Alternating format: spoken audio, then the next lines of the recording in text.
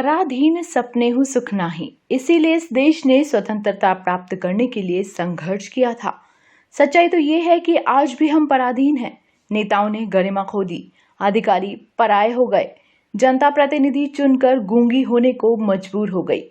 योजनाएं जमीन से जुड़े मुद्दों की नहीं बनती, कमीशन को ध्यान में रखकर निरर्थक मुद्दों की बनती है। सारे निर्माण इसी तर्ज पर होते हैं। यही कारण है कि 70 सालों में विकास केवल गरीबी रेखा के नीचे हुआ है। कृषि प्रधान देश की अधिकांश जमीनें सड़कें और पुल खा गए। पशुपालन को विदा करने पर तुले हुए हैं। चारागाह सिमट गए। कारखाने वे भी विदेशी निवेश के साथ हमारे विकास के सपनों को घेर चुके हैं। किसान प्रत्येक योजना और भाषण का केंद्र आज भी है, किंतु उसके जीवन को किसने देखा है? किसानों की तो नई पीढ़ियां भी खेती करने के लिए तैयार नहीं हैं। इसमें सरकारी नीतियों और क्रियान्वयन का उत्तर समाहित है। कभी कृषि भारत का गौरव थी, आज विषैली देश नाशक हो गई। यह कृषि विभाग की भूमिका का सर्वोच्च प्रमाण है। यहाँ पर सारी योजनाएं विदेशी अंदाज में, फसलों की स्थानीय योजनाएं फाइलों में तथा खाद बीज के सारे लक्ष्य व्यापारिक तर्ज पर तय होते हैं। कृषि और कृषक से इनका कोई लेना देना नहीं है। यहाँ तक कि गिरदावरी रिपोर्ट कई बार फसल आने से पहले ही बंद हो जाती है। अधिकारियों को स्थानीय भूगोल से कोई वास्ता नहीं होता। उनके लिए तो संपूर्ण देश की जलवायु समान है। कहाँ क्या पैदा होना चाहिए, इसकी चिंता अब नहीं है। अब तो नई चीज क्या पैदा की जा सकती है, वही विकास है। तब मेरे देश का किसान कैसे कभी समृद्ध होगा? इसका ही परिणाम है कि वर्तमान में बहुलता से पैदा होने वाली फसलों को घर की मुर्गी दाल बराबर मानकर असहाय छोड़ रखा है। सारा ध्यान ग्रीन हाउस और फसल बीमा पर केंद्रित हो गया है। अकेले राजस्थान में ही जोधपुर, जालौर, सिरोही जैसे जिलों में सौंफ, जीरा, इसबगोल बहुलता से पैदा होते हैं।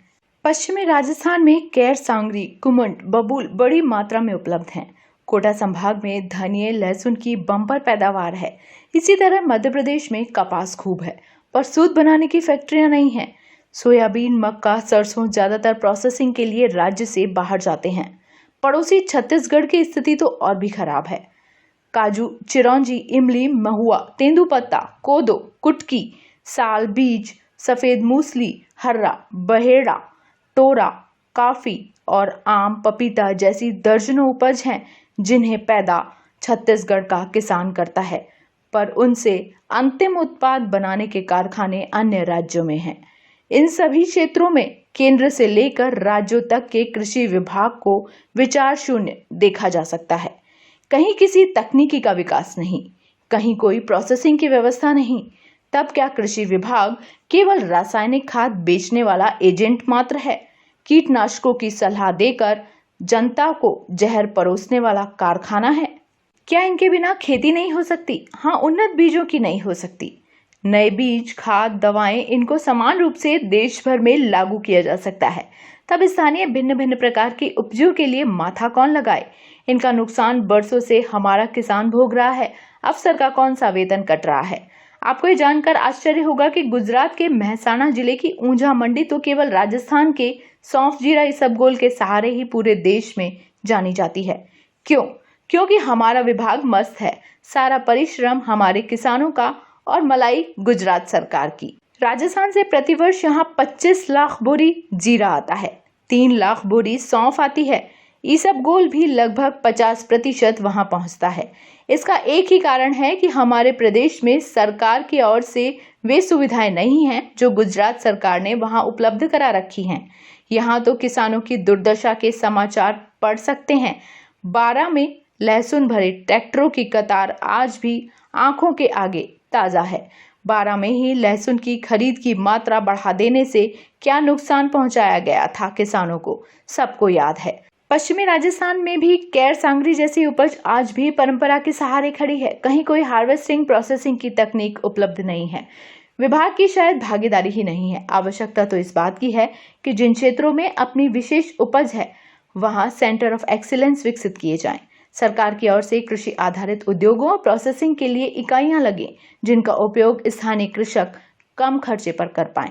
सुविधा देना तो रहा दूर, आज तो कृषि बीमा योजना ही किसान के लिए कैंसर बन गई। आप देख लें, हर वर्ष कितने किसानों को मुआवजा नहीं मिलता और क्यों। मध्य प्रदेश में तो बीमा की अनिवार्यता का हाल ये था कि बैंक अधिकारी किसान के ऋण की किस्तों में पहले बीमा की किस्त बाहर निकाल देता था। उसके खाते में यह रकम कम हो जाती तो उस पर ब्याज भी लगाने लग जाते।